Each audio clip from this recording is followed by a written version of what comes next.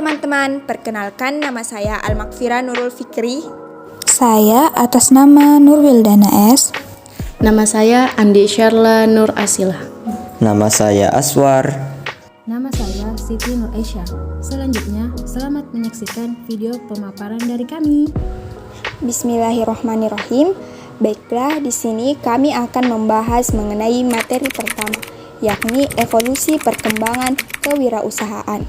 Berbicara mengenai kewirausahaan berarti berasal dari bahasa Prancis, yakni entreprendre, yang berarti melakukan atau to undertake.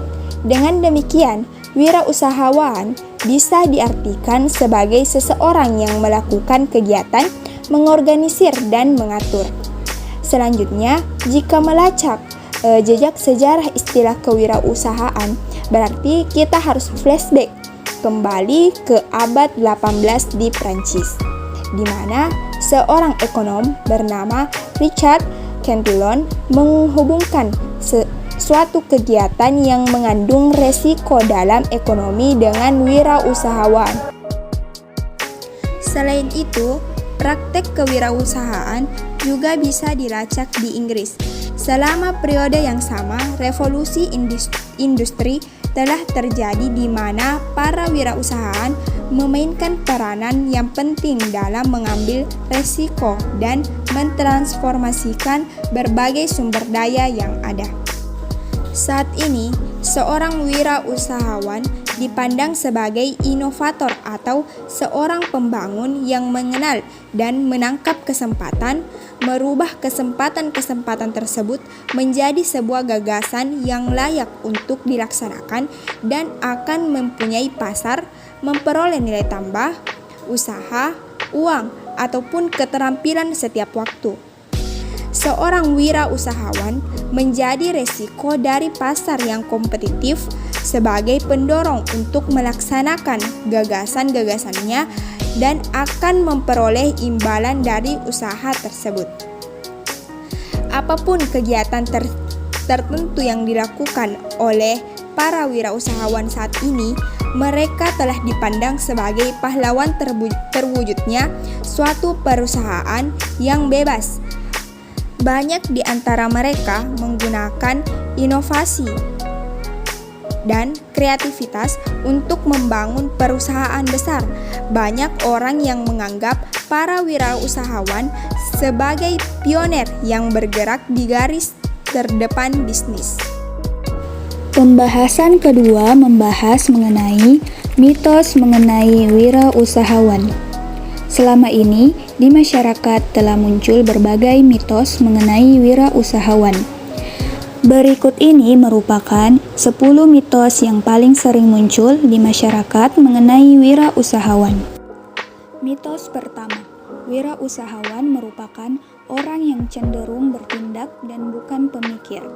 Walaupun memang benar bahwa wirausahawan cenderung merupakan orang yang lebih suka bertindak, namun tidaklah benar apabila mereka bukan digolongkan sebagai orang yang pemikir.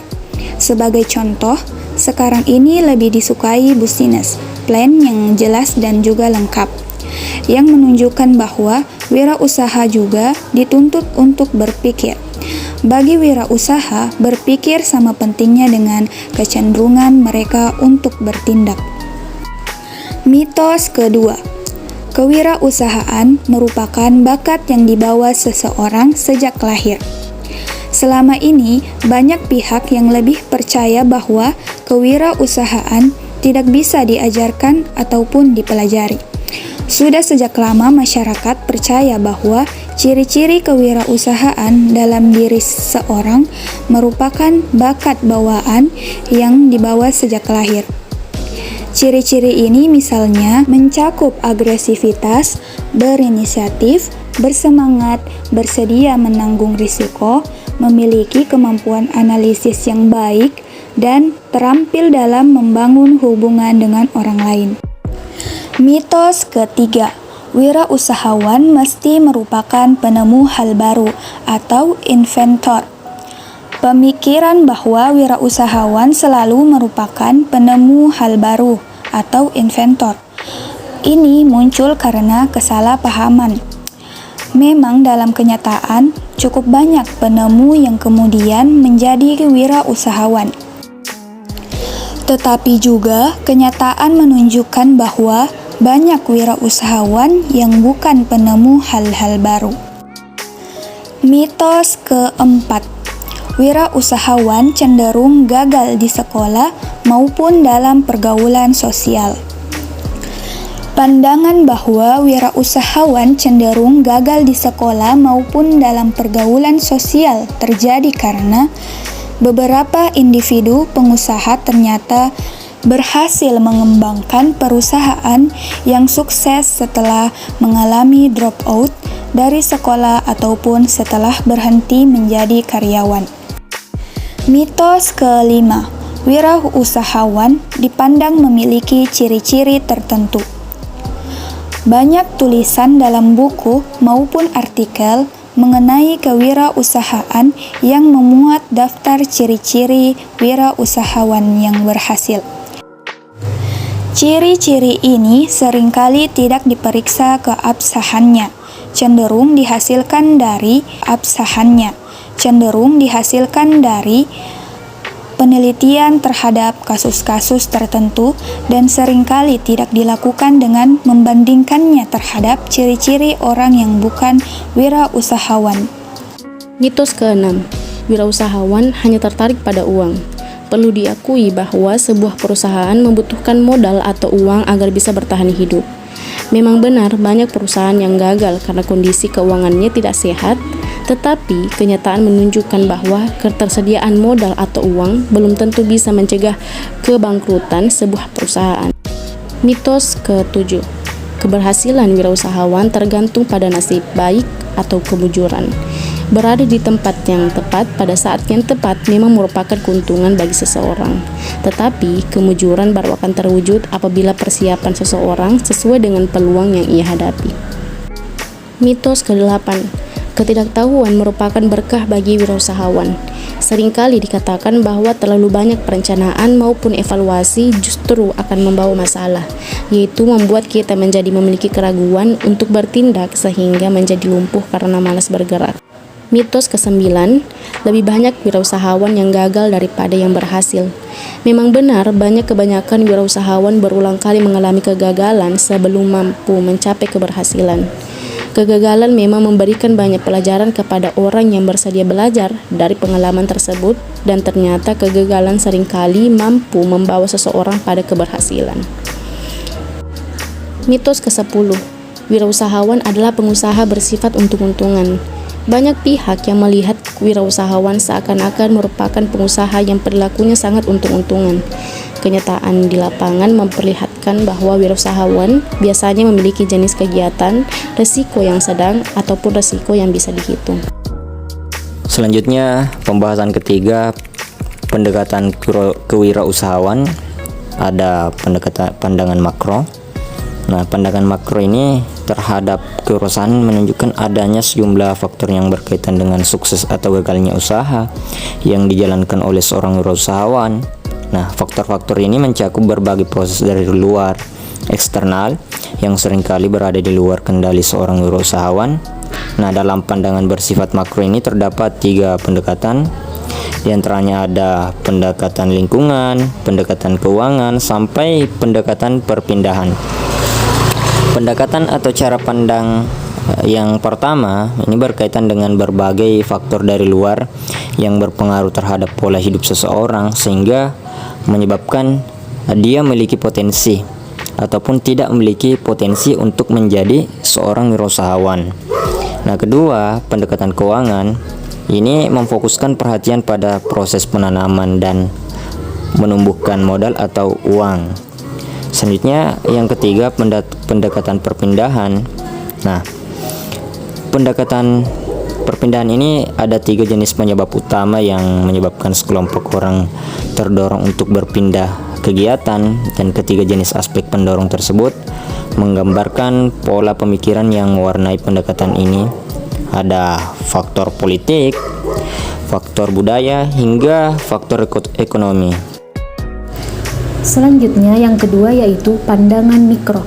Pandangan mikro di sini membahas faktor-faktor yang khas dari kewirausahaan, yaitu terutama yang muncul dari dalam diri wirausahawan itu sendiri. Dalam pandangan mikro terdapat 3 jenis pendekatan, yaitu yang pertama pendekatan ciri, yang kedua pendekatan peluang usaha, dan yang ketiga adalah pendekatan strategis. Yang pertama adalah pendekatan ciri. Banyak penelitian telah dilakukan untuk menemukan ciri-ciri umum wirausahawan yang dianggap berhasil. Pendekatan semacam ini berusaha mempelajari ciri-ciri umum orang-orang yang berhasil dalam mengembangkan usaha, sehingga apabila ciri-ciri itu ditiru, maka diharapkan akan dapat meningkatkan peluang para peniru tersebut untuk juga mencapai keberhasilan dalam menjalankan usaha. Sebagai contoh, terdapat 4 faktor yang biasanya dianggap terdapat dalam diri wirausahawan yang sukses, yaitu mempunyai keinginan berprestasi, kreatif, memiliki keteguhan hati, dan memiliki pemahaman teknis yang memadai. Kemudian yang kedua adalah pendekatan peluang usaha. Pendekatan ini memfokuskan perhatian terhadap masalah peluang dalam tumbuhnya kewirausahaan. Menemukan gagasan usaha, selanjutnya mengembangkan gagasan tersebut menjadi konsep usaha, dan kemudian memanfaatkan peluang usaha merupakan bidang-bidang yang dianggap penting dalam pendekatan ini. Oleh karena itu, pendekatan ini menganggap kreativitas serta pemahaman pasar merupakan 2 aspek dasar yang penting. Gagasan usaha yang tepat yang muncul pada waktu yang juga tepat. Nah, di sini ditujukan untuk memenuhi kebutuhan dari pasar sasaran atau target market yang tepat pula. Itu merupakan kunci keberhasilan kegiatan kewirausahaan oleh pendekatan ini. Kemudian yang ketiga adalah pendekatan strategis.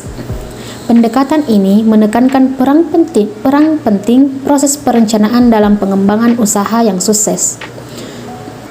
Rostan memandang perumusan strategi sebagai pemanfaatan berbagai elemen yang bersifat unik seperti pasar yang unik, karyawan, produk, dan berbagai sumber yang seluruhnya unik. Elemen-elemen yang unik ini perlu diidentifikasi. Nah, kemudian dikombinasikan sehingga menjadi usaha yang efektif. Nah, yaitu dalam pengertian strategis itu sebagai berikut. Yang pertama, pasar yang khas. Strategi dikembangkan melalui identifikasi segmen pasar yang utama dan memahami celah atau ceruk yang khas yang muncul karena pengaruh segmen pasar utama dan memanfaatkan ceruk pasar yang khas tersebut dalam pengembangan usaha. Kemudian yang kedua yaitu tenaga kerja yang khas. Usaha dikembangkan dengan memanfaatkan keterampilan atau bakat luar biasa yang khas dari tenaga kerja yang dimiliki. Kemudian yang ketiga yaitu adalah produk yang khas. Usaha dikembangkan berlandaskan inovasi sehingga produk yang dihasilkan mampu melampaui produk yang sudah ada di pasar. Kemudian yang terakhir yaitu sumber yang khas. Berusaha memiliki sumber-sumber yang khas dalam jangka panjang, yaitu seperti air, tanah, bahan baku, dan memanfaatkannya sebagai tumpuan strategi.